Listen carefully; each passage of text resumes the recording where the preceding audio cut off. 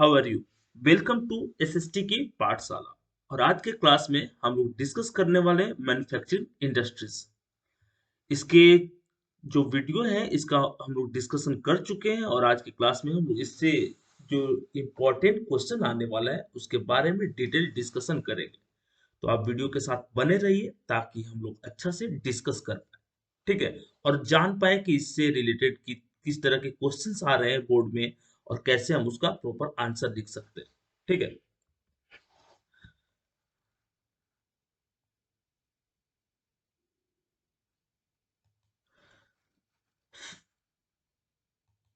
First question है आपका, industrial development is pre condition for. Industrial development जो है वो किस चीज के लिए प्री कंडीशन फॉर किसके लिए होता है। Mass produce export of manufacture goods expand in reduction of unemployment and poverty. बोला कि mass production export manufacture goods के लिए या क्वालिटी ऑफ प्रोडक्शन के लिए या reduction of unemployment and poverty के लिए या प्रोवाइड्स मॉडर्नाइज्ड इक्विपमेंट्स के लिए। तो इसका प्रॉपर आंसर है reduction of unemployment and poverty. Industrial development precondition of reduction of unemployment and poverty NCERT का वो लाइन है, आपको इसको कर लेना। ठीक है।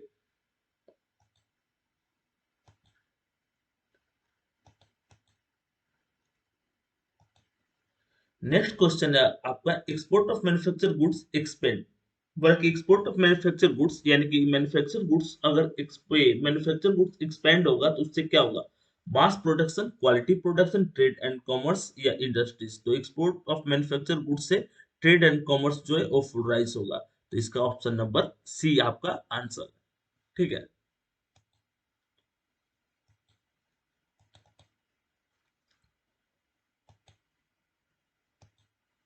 क्वेश्चन है which is not a mineral based industry. इसमें से कौन मिनरल बेस्ड इंडस्ट्रीज नहीं है। Iron and steel mineral based industries है क्योंकि इसमें रिक्वायरमेंट रहती है किस चीज की, आयरन की। पेट्रोकेमिकल्स मिनरल बेस्ड इंडस्ट्रीज है। सीमेंट मिनरल बेस्ड इंडस्ट्रीज है, जबकि रबर जो है वो मिनरल बेस्ड इंडस्ट्रीज नहीं है। इसमें ऑप्शन डी इसका सही आंसर होगा।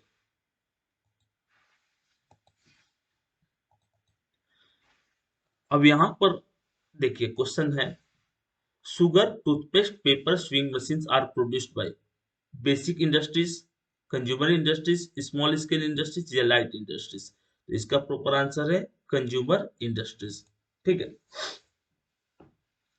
Small scale industries, light industries और basic industries. Iron and steel industries is known as basic industries. हम आयरन और स्टील को बेसिक बोलते हैं। कंज्यूमर इंडस्ट्रीज में डायरेक्ट हम ऐसी चीजों को प्रोड्यूस करते हैं जो इसको कंज्यूमर डायरेक्टली यूज करे। स्मॉल स्केल इंडस्ट्रीज में डिफरेंट चीजों को प्रोडक्शन करते हैं, just like example you can take different electric appliances. और लाइट इंडस्ट्रीज हम इसको नहीं कर सकते। ठीक है। नेक्स्ट है आपका, what type of industries are TISCO, Bajaj auto limited, Dabur industries. Dabur, sorry, Dabur industries जो है वो किसके एग्जाम्पल होंगे। Cooperative industries, joint sector, public sector और प्राइवेट सेक्टर। तो टिस्को, बजाज, रिलायंस या डाबर है वो किसका एग्जाम्पल है, वो आपका प्राइवेट सेक्टर का एग्जाम्पल है। पब्लिक सेक्टर में कौन आएंगे, पब्लिक सेक्टर में गवर्नमेंट से रिलेटेड जो भी इंडस्ट्रीज होंगी वो गवर्नमेंट वाली, जैसे टिस्को हो गया, वेल हो गया, तो वो पब्लिक का एग्जांपल। ज्वाइंट सेक्टर का मतलब क्या होता है, प्राइवेट और पब्लिक दोनों जिसमें। और कोऑपरेटिव मतलब ग्रुप ऑफ पर्सन के पास ओनरशिप है, तब हम उसको कोऑपरेटिव बोलेंगे। तो ये नहीं होगा, ये नहीं होगा, ये नहीं होगा। ऑप्शन नंबर डी आपका सही है। ठीक है।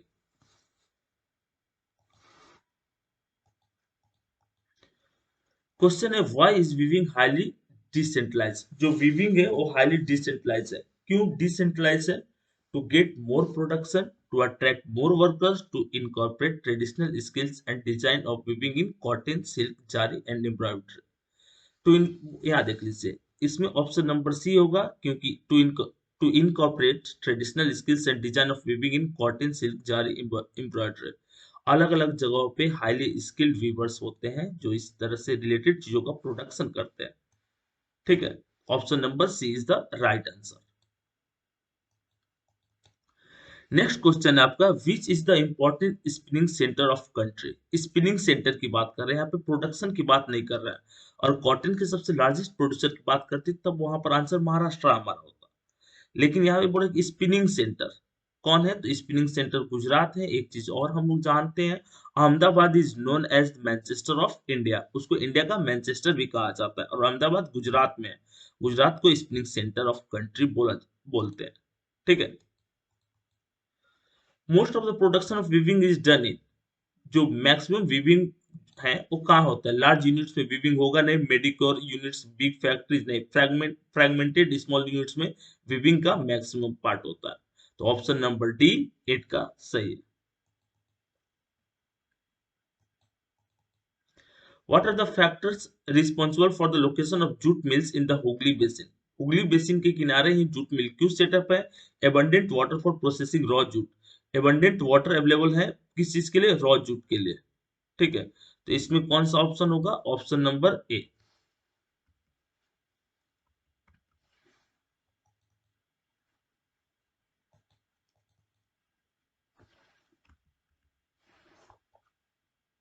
इसमें ऑप्शन नंबर ए होगा, abundant water for processing raw jute.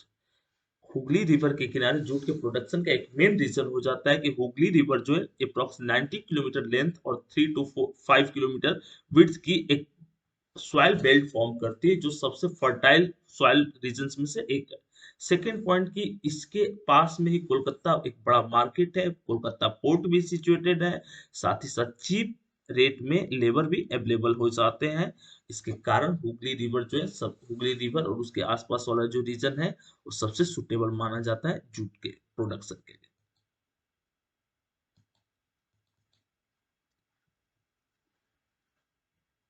Question है आपका, which is a major solid waste polluting water? Fly ash जो है वो major solid waste polluting water है। ठीक है। अब यहाँ पर क्वेश्चन अराइज हो रहा है कि what is manufacturing, to which sector of economy does it belong? Manufacturing होता क्या है और एक किस सेक्टर से बिलोंग करता है? तो मैन्युफैक्चरिंग सेक्टर हम कहते हैं सेकेंडरी सेक्टर को, जहां पे चीजों को बनाते हैं। टर्म यहाँ पे बोल रहे हैं, manufacturing production of goods in large quantity after processing from raw materials. Large quantity में गुड्स का प्रोडक्शन करना, और इसमें हम किस चीज का यूज करते हैं? रॉ मटेरियल्स का। किस चीज को प्रोसेस करते हैं? तो रॉ मटेरियल्स को प्रोसेस करते हैं। To more valuable products is called manufacturing. ज्यादा से ज्यादा वैल्यूएबल प्रोडक्ट्स बनाने के लिए हम क्या करते हैं? रॉ मटेरियल्स का यूज करते हैं। इसी पूरे प्रोसेस को मैन्युफैक्चरिंग कहते हैं। Manufacturing belong to secondary sector. Why? Because manufacturing sector is also known as secondary sector. Secondary sector को manufacturing sector भी कहते हैं क्योंकि चीजें यहाँ पर बनती है। In which the primary materials are proceeds to converted into finished goods. इसमें रॉ मटेरियल्स के रूप में प्राइमरी प्रोडक्ट्स का यूज करते हैं और यहाँ पर क्या होता है? फिनिश गुड्स बनते हैं सेकेंडरी सेक्टर में। The economic strength of a country is measured by the development of manufacturing industries. किसी भी कंट्री की इकोनॉमिक स्ट्रेंथ हम कैसे फाइंड आउट करते हैं? किसी भी कंट्री की इकोनॉमिक स्ट्रेंथ फाइंड आउट करने के लिए हम देखते हैं कि उसका मैन्युफैक्चरिंग सेक्टर कितना ज्यादा डेवलप है। तो अगर ये 3 मार्क्स में आता है तो 3 पॉइंट इसी तरह से सफिशियंट आप लिख सकते हो। ठीक है।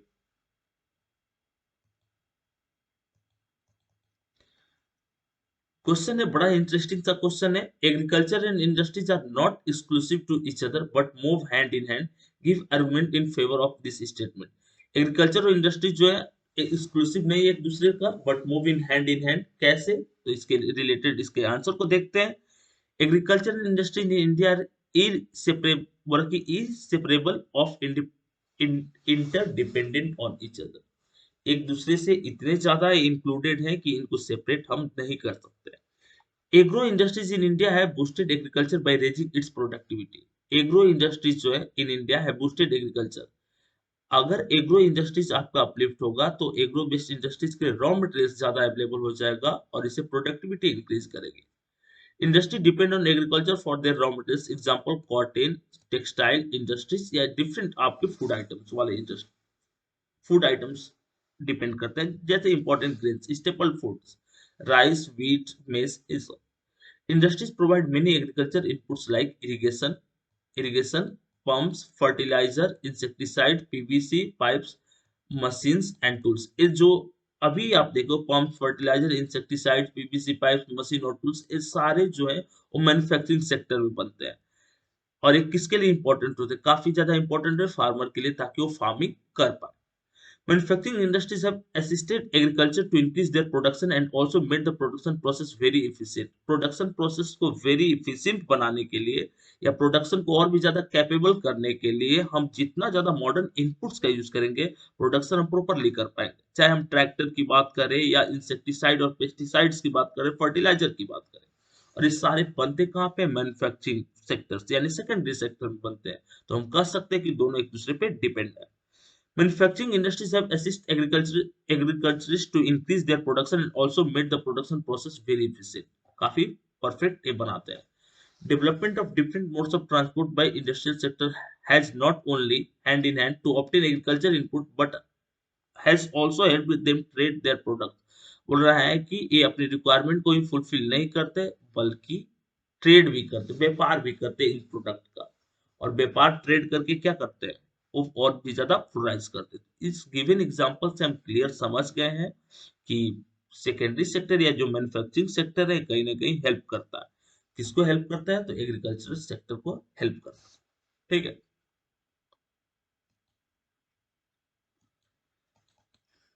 बोला कि write the contribution and present growth rate of manufacturing sector in national economy, suggest measure to increase the industrial growth rate। इस क्वेश्चन में हम लोग थोड़ा सा ग्रोथ रेट को कंपेयर करते हैं, एनसीईआरटी का वो पॉइंट याद रखते हैं जिसमें कंपेयर किया गया है इंडिया को साउथ ईस्ट एशियन नेशन के साथ, कि कैसे वहां पर वो लोग मैन्युफैक्चरिंग में ज्यादा डिपेंड है, इसीलिए वो ज्यादा डेवलप है। उनके जीडीपी में मैन्युफैक्चरिंग सेक्टर का ज्यादा शेयर होता है। और एक चीज माइंड में लॉक कर लीजिए आप कि जिस कंट्री का जीडीपी में मैन्युफैक्चरिंग और टर्शरी सेक्टर का ज्यादा शेयर रहेगा वो कंट्री उतना ज्यादा डेवलप माना जाएगा।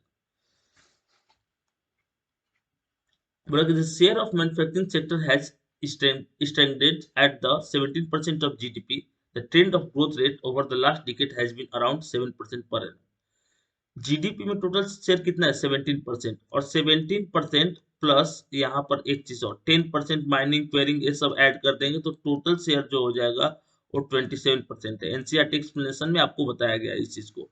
7% अभी हम लोग कर रहे हैं और हम लोग बोला कि it has shown an increase growth rate of the 9 to 10% per annum. Target क्या है? 9 to 10% इसको करने का। ठीक है।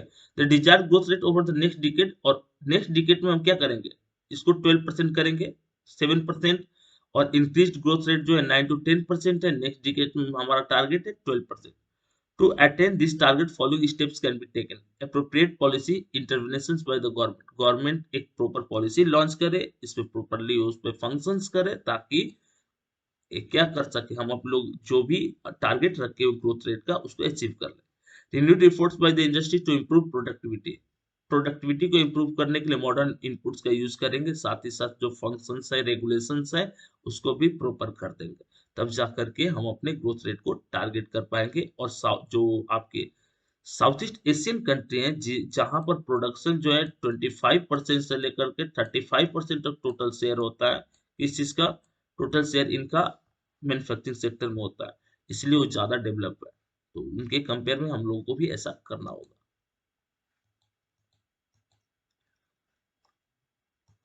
Water agglomeration economics in industrial context. अब इसको समझने से पहले एग्लोमरेशन ऑफ इकोनॉमी समझ लेते हैं। कोई बड़ी कोई भी बड़ा शहर है या कोई भी बड़ा इंडस्ट्रियल सिटी है उसके आसपास जो भी इकोनॉमिक एक्टिविटी होती है उसको एग्लोमरेशन ऑफ इकोनॉमी बोला जाता है।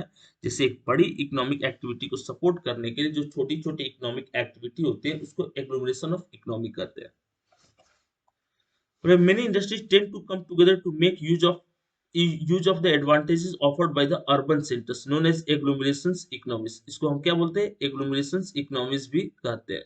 ठीक है। Gradually a large industrial agglomeration or clustering take place around in urban centers। ये किस चीज को शो करते हैं? तो urban centers को शो करते हैं। A large industrial agglomerations or clustering takes place around in urban center। ये कहाँ पे होते हैं? अर्बन सेंटर्स पे। और एक जैसे मान लो कि ये टिस्को हो गया, तो टिस्को के आसपास जो वर्कर्स रहते, टिस्को में काम करने वाले जो वर्कर्स रहते हैं वो खाना खाएंगे होटल में। इसके अगर उनकी फैमिली यहाँ पे रह रही है सपोज कीजिए तो उनके बच्चे हैं तो ये पढ़ने जाएंगे इस स्कूल में। मान लीजिए ये स्कूल हो गया, ये पार्क है यहाँ पे खेलने जा रहे हैं, ये हॉस्पिटल है यहाँ पर वो क्या करने जा रहे हैं? इलाज कराने जा रहे हैं। ये बैंक है पैसा जमा करने जा रहे हैं। तो टिस्को के आसपास, क्योंकि टिस्को ही वहां पे मेन पॉइंट है, इसके आसपास जो जो छोटी छोटी डिफरेंट इकोनॉमिकल एक्टिविटी हो रहे हैं, इसको एग्लोमरेशन ऑफ इकोनॉमी कहते हैं।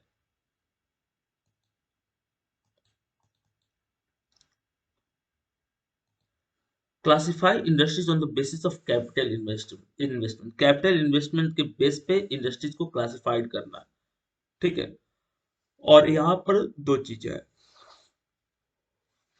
यहाँ देखिए, कॉटेज इंडस्ट्रीज को नहीं फोकस करेंगे, स्मॉल स्केल इंडस्ट्रीज और लार्ज स्केल इंडस्ट्रीज को फोकस करेंगे। लार्ज स्मॉल स्केल इंडस्ट्रीज जहां पे इन्वेस्टमेंट टिल 1 CR, 1 करोड़ तक हो, स्मॉल स्केल इंडस्ट्रीज होगा। मोर देन 1 CR हो या अप्रोक्स मोर देन 10 करोड़ हो, तब हम वहां पर उसको लार्ज स्केल इंडस्ट्रीज बोलेंगे।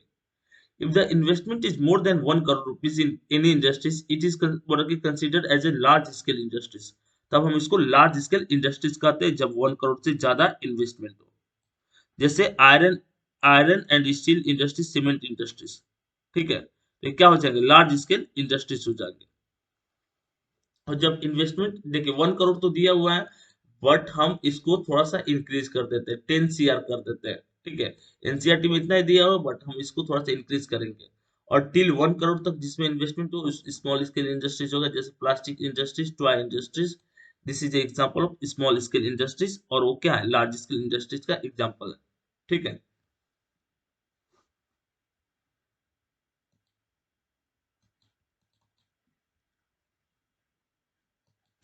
explain the type of industries on the basis of ownership and give one example of each।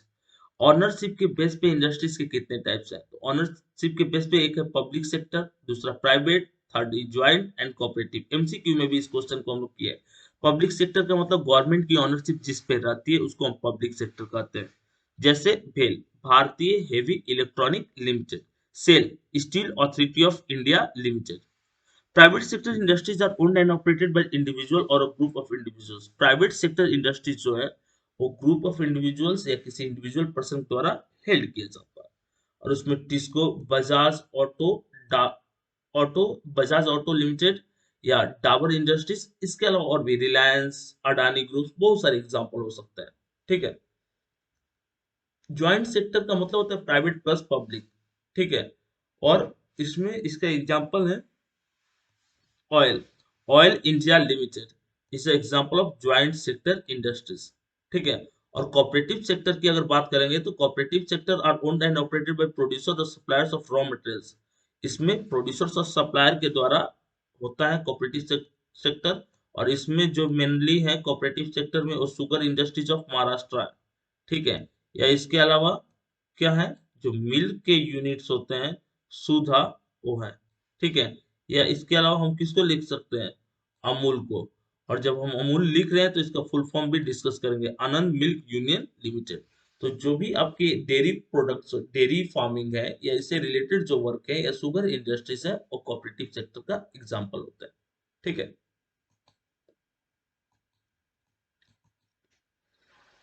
Name four agro based and four mineral based industries. Four agro based और four mineral based industries का example देना। Four agro based industries are cotton textile, jute textile, sugar industries and edible oils. ये कौन कौन है, बोल रहा है कि कॉटन टेक्सटाइल है, सॉरी, इसमें जो है वो कॉटन टेक्सटाइल है, जूट टेक्सटाइल है, शुगर इंडस्ट्रीज है और एडिबल ऑयल है। ठीक है, ये क्या है, एग्रो बेस्ड इंडस्ट्रीज है। जबकि मिनरल बेस्ड इंडस्ट्रीज की बात करेंगे तो iron, steel industries, aluminium industries, copper smelting and cement industries. ये किसके एग्जांपल है, ये मिनरल बेस्ड इंडस्ट्रीज के एग्जांपल है। ठीक है,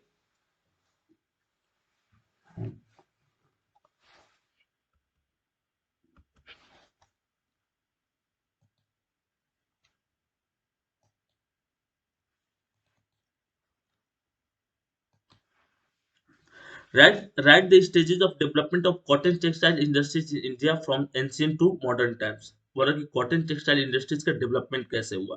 तो स्टेजेस ऑफ डेवलपमेंट में बात करेंगे, एंशियंट इंडिया में cotton textiles were produced with hand spinning and handloom weaving. Hand spinning और हैंडलूम वीविंग के थ्रू कॉटन टेक्सटाइल का प्रोडक्शन होता था। After the 18th century power looms came into use.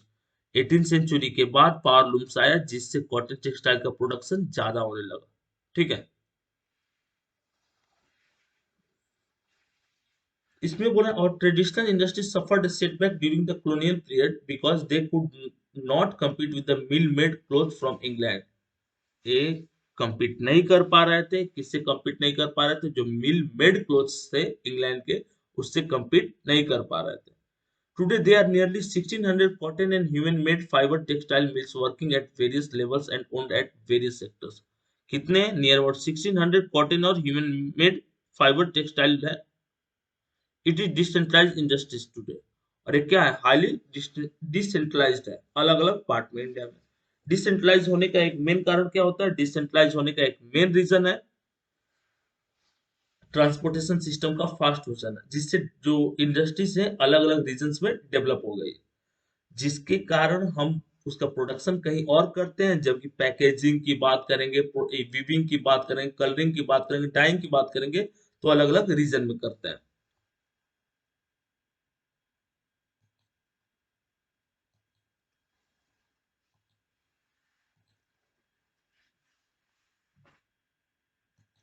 Right down the major problem challenges faced by the jute industry. Jute industry जो है major किस तरह के चैलेंजेस को फेस कर रहा है? एक सेकेंड.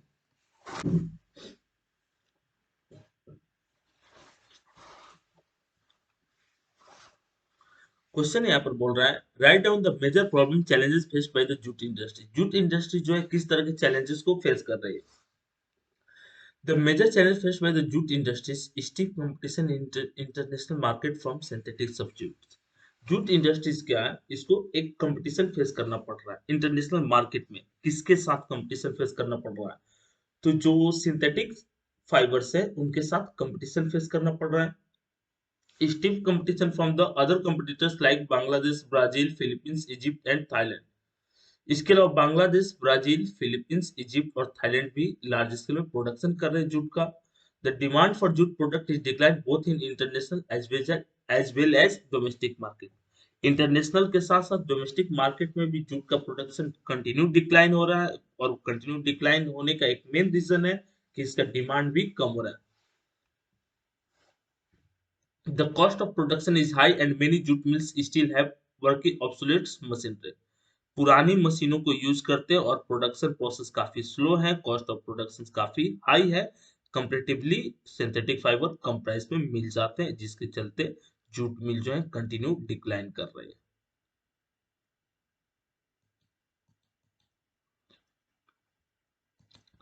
बोला कि why are sugar mills located close to the sugar field, sugar cane field. इसका एक मेन कारण है कि शुगर केन जो होता है उसमें सुक्रोज होता है, ज्यादा दूर रखेंगे गर्मी से सुक्रोज खत्म हो जाएंगे, फिर शुगर केन से शुगर लार्ज स्केल में प्रोडक्शन नहीं हो पाएगा. Reason for location of sugar mills close to field. The raw materials used sugarcane is bulky and perishable. Bulky होता है, काफी ज्यादा भारी होता है. Perishable मतलब जल्दी खराब होने वाला होता है.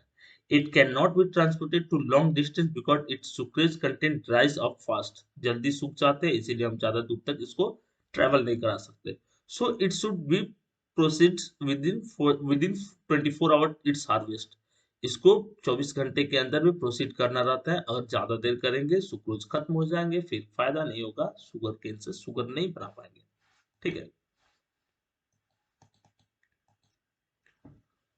बोला कि describe Indian India's position in the world regarding production of steel and its consumption. India का क्या प्रोडक्शन और कंजम्पशन है?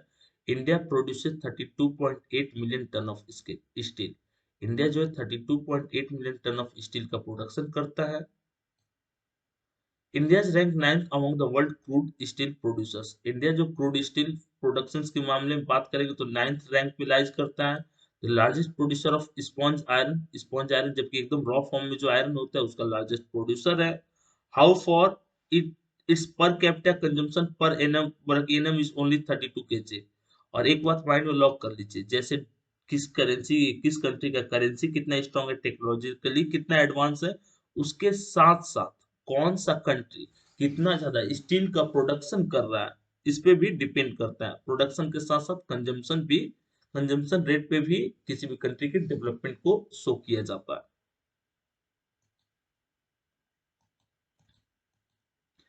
What problem does the iron and steel industries in India face. बोला कि किस तरह के प्रॉब्लम आयरन और स्टील इंडस्ट्रीज को फेस करना पड़ रहा है. सबसे इंपॉर्टेंट पॉइंट, इंडिया में अगर कोई इंडस्ट्रीज प्रॉब्लम फेस कर रहे हैं तो lack of raw materials, proper technology, पुराने मशीनों का यूज, और जो लेबर है उनका हाईली स्किल्ड ना होना। Turkey, in spite of being an important producer of iron and steel, India has not been able to exploit her complete potential because of high cost of production and limited availability of coking coal. एक तो high cost of production है and limited availability of coking coal, जिससे हम अगर cooking coal नहीं रहेगा तो हम उसको मेल्ट नहीं कर पाएंगे, फर्निश नहीं कर पाएंगे।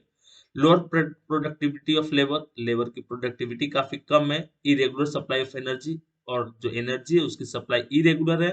पुअर इंफ्रास्ट्रक्चर है, poor infrastructure, irregular supply of energy, lower productivity of colour, और इन सब के कारण ये मेन रीजन रहते हैं जिसके कारण क्या हो जाता है, प्रोडक्शन काफी स्लो हो जाता है। ठीक है।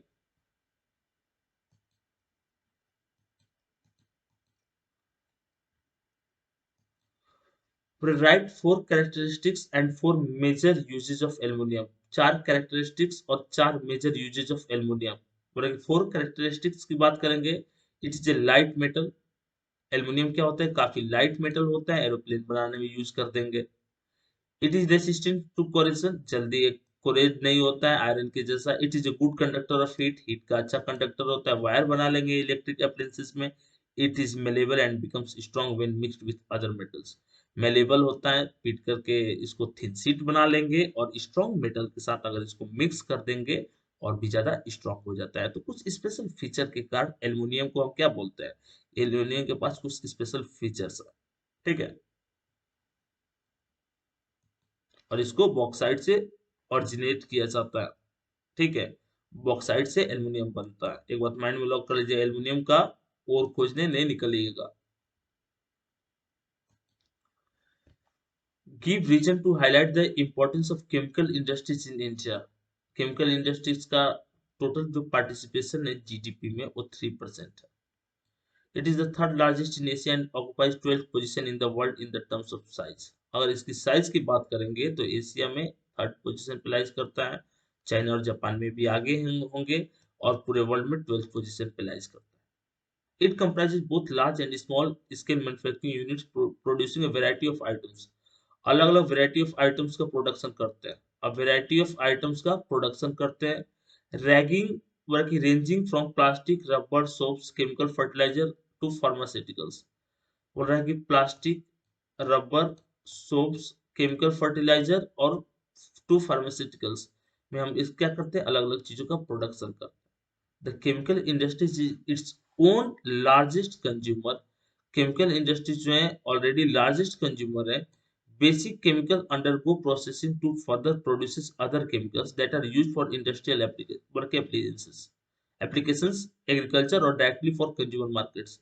एग्रीकल्चर के लिए कंज्यूमर मार्केट में, या इसके अलावा जो केमिकल प्रोडक्ट्स होते हैं बहुत सारे इंडस्ट्रीज के लिए बेसिक रॉ मटेरियल्स के रूप में भी काम करते हैं। तो इस तरह से हम कह सकते हैं कि chemical industries one of the main and basic industries है इंडिया के लिए, और इंडिया के जीडीपी में टोटल इसका 3% शेयर रहता है।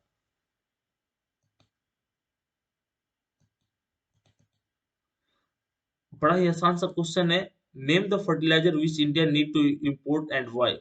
Potash is entirely imported as India does not have any reserves of commercially usable potash or potassium compounds in any form।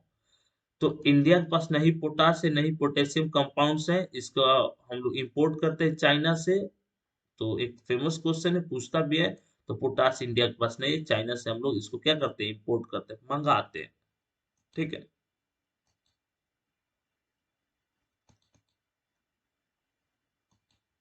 Name the important raw materials used in the manufacturing of cement. Cement के manufacturing से पहले एक चीज जानेंगे, first cement मिल India में setup हुई थी कहाँ पे, चाइना में। कब, कब 1904 में। चाइना में नहीं, सॉरी बालक, सॉरी सॉरी बालक, इंडिया में चेन्नई में फर्स्ट सीमेंट मिल सेटअप हुई थी 1904 में। Raw materials used in cement industries, cement industries में जो रॉ मटेरियल्स यूज होते हैं वो है आपके लाइमस्टोन, सिलिका, एल्यूमिना और जिप्सम। ये मेन रॉ मटेरियल्स हैं जो सीमेंट इंडस्ट्रीज में यूज होता है। फर्स्ट सीमेंट मिल जो सेटअप हुई थी इंडस्ट्रीज वो चेन्नई में 1904 में हुई थी। ठीक है। अब यहाँ पर टर्म बोल रहा है write down the location factors of cement industries. Cement industries के लिए क्या अवेबिलिटी ऑफ रॉ मटेरियल्स आपको चाहिए क्योंकि हेवी और बल्की होता है जैसे limestone silica. Availability of coal and electric power, coal तो चाहिए और इलेक्ट्रिक पावर भी हर इंडस्ट्रीज के रन के लिए चाहिए। और रेल ट्रांसपोर्ट चाहिए ताकि लार्ज स्केल में रॉ मटेरियल्स को भी ला सके और फिनिश प्रोडक्ट को भी भेज सके। ठीक है।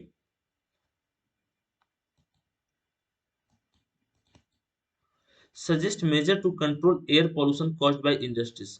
क्या आपके पास मेजर रहेगा? चिमनी की हाइट बढ़ा देंगे ताकि एयर ग्राउंड लेवल पे ज्यादा पॉल्यूट नहीं होगा। चलिए देखते हैं कि आंसर क्या होता है। वो तो अभी हम लोग particular matter in the air can be reduced by working fitting smoke stacks to factories with fabrics, filter, electrostatics, precipitators. Working factories with fabric filters, electrostatic precipitators ये सब का यूज करेंगे ताकि कम से कम चीजें पॉल्यूट हो। Equipments to control aerosol emissions can be used in industries. Example: electrostatic precipitators, working scrubs, and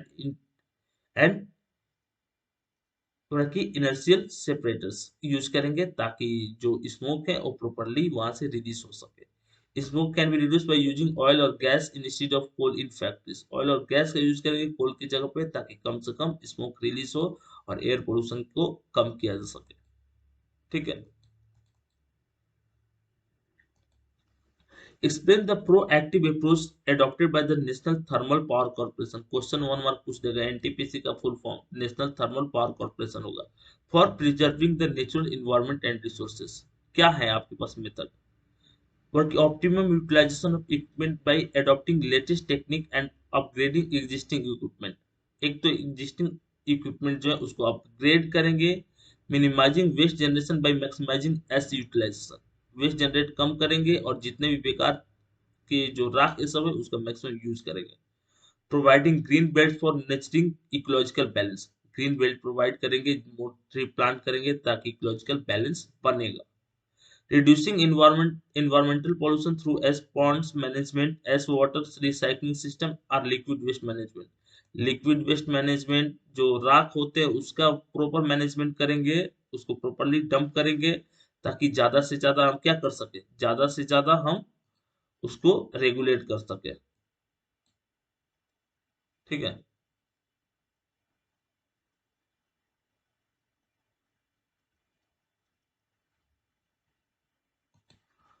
Ecological working monitoring review and online database management for all its power।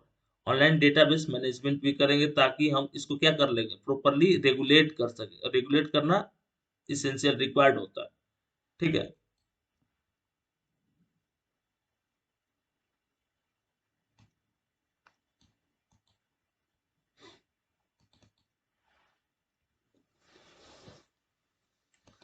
Question है how do industrial pollute, बोले कि pollute environment, explain with the 5 example. Industry जो है कैसे pollute करते हैं environment को, कोई 5 एग्जांपल बताइए।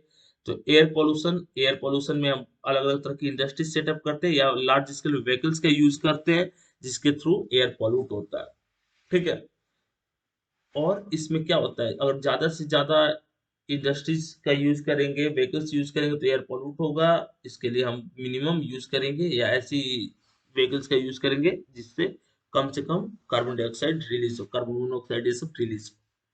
वाटर पोल्यूशन, इंडस्ट्रियल वेस्टेज को बिना किसी प्रॉपर ट्रीटमेंट का हम वाटर बॉडीज में ऐड कर देते हैं जिससे वाटर पोल्यूट होता है। जो लैंड होता है, फार्म होता है, उसमें लार्ज अमाउंट में हम इंसेक्टिसाइड और पेस्टिसाइड यूज करते हैं। आफ्टर इरिगेशन और इंसेक्टिसाइड और पेस्टिसाइड डिफरेंट वाटर बॉडीज से ऐड हो जाते हैं जिससे वाटर पोल्यूट होता है। नॉइज पोल्यूशन में क्या होता है कि बड़ी बड़ी इंडस्ट्रीज जब रन करती है तो उसकी मशीनों से काफी ज्यादा नॉइज पोल्यूशन होता है जिससे पर्सन को अलग अलग तरह की डिजीज हो जाती है, इरिटेशन, हार्ट अटैक जैसे, ब्लड प्रेशर जैसी डिजीज होती है। लैंड पोल्यूशन बोल रहा है कि लैंड पोल्यूशन में जो मेजर फैक्टर है प्लास्टिक या प्रॉपर डंपिंग नहीं करने के कारण सॉइल जो होता है, सॉइल की फर्टिलिटी कंटिन्यू डिक्रीज कर जाती है। ठीक है। इस तरह से मेजर रीजन है पोल्यूशन ऑफ ए इंडस्ट्रीज का कि कैसे वो एनवायरमेंट को पॉल्यूट करते हैं। इसका एक प्रॉपर मैनेजमेंट है, सस्टेनेबल डेवलपमेंट करेंगे और जितने भी रिस्पॉन्सिबल फैक्टर्स है पॉल्यूशन करने के उसको रिमूव करेंगे और इकोलॉजिकल बैलेंस क्रिएट करने की कोशिश करेंगे। इस तरह से ये जो चैप्टर था उसका क्वेश्चन आंसर एक्सप्लेनेशन खत्म होता है। इसके बाद भी अगर आपको कोई डाउट रहेगा तो आप कमेंट करके पूछ सकते हैं। और आप हमारे टेलीग्राम ग्रुप से जुड़िए ताकि हम लोग वहां पे जो नए नए क्वेश्चन का डिस्कशन करते हैं आप भी उस चीज को जान पाए और लेटेस्ट अपडेट वहां से लेते रहे। इसके अलावा जो सबसे इसेंशियल टर्म है कि आप हमारे ऐप जो जिसका लिंक आपके डिस्क्रिप्शन में दिया गया है, आप वहां से जा करके हमारे ऐप को डाउनलोड कीजिए प्ले स्टोर से, आर्कोटवा एजुकेशन, जहां पर आपको सारे सब्जेक्ट का पीडीएफ, क्वेश्चन आंसर, क्विज, जितने भी इसेंशियल टर्म्स है, इसेंशियल डॉक्यूमेंट्स है, इसेंशियल नोट्स है, वो आपको मिल जाएगा। इसके अलावा एसएसटी के अलावा और जो डिफरेंट सब्जेक्ट करना है उसके लिए आप हमारे साथ इग्नाइट वर्ल्ड से जुड़िए, जो हमारा दूसरा चैनल है यूट्यूब पे, और वहां पे हम लोग अलग अलग सब्जेक्ट को कराते हैं। और भी इंटरेस्टिंग नॉलेज के लिए आप हमारे डिफरेंट सोशल नेटवर्किंग साइट्स पर प्रेफर कीजिए, उसको उससे हम जुड़िए, जैसे इंस्टाग्राम, फेसबुक, ट्विटर, व्हाट्सअप, और वहां पर भी आप हमारे साथ जुड़ करके हमारे डिफरेंट फीचर्स को एंजॉय कर सकते हैं और लेटेस्ट इंफॉर्मेशन ले सकते हैं। तब तक के लिए धन्यवाद। मिलते हैं नेक्स्ट वीडियो के साथ इसी तरह से धमाकेदार तरीके से।